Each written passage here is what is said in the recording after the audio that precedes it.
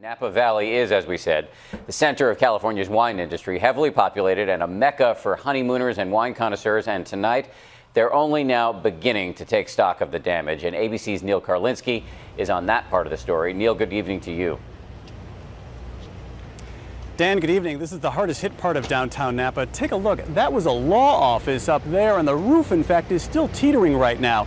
Underneath, you can see Carpe Diem. That was a restaurant that was heavily damaged. In fact, all the way down the line, this block here, a number of businesses heavily damaged. And officials say it's just lucky that no one was inside when all of this was coming down. The quake struck right in the heart of a city that prides itself as one of the most pristine, sought-after destinations in all of California. There's a place over by the Alegria in the back for the terracottas falling off too. Tourists, some of whom have traveled from overseas to be here, were left out on the streets. It's the common sense side. Please stay away from the buildings that look like they're leaning.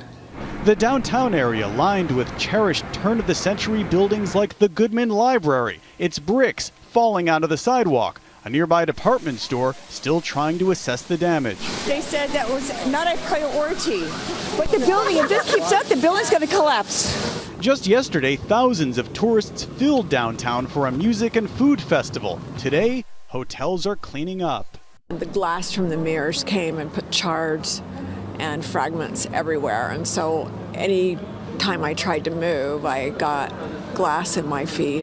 For many, Napa means one thing: wine. By late this morning, pictures began to emerge. Piles of bottles, many several $100s each, tossed around like garbage. At the Signorello winery, they managed to escape the quake mostly unscathed, but their entire 2014 vintage sits in these tanks, and without power soon, it could all be ruined. We're going to try to get a generator. It will be nice to have power some point today. Tomorrow could be too late. City officials, meanwhile, were busy red tagging at least 15 buildings now believed to be unsafe. They say the impact here could have been so much worse. As bad as it is, if people had been working down here and this had happened during the day, we'd have a different scenario. Life has in some ways already begun to return to normal around here. In fact, just a block from all this, restaurants and businesses are now open. Schools throughout the area, though, will be closed tomorrow as officials inspect those buildings to make sure they're safe. Dan? And as you said, it could have been a lot worse. Neil Karlinski, thank you.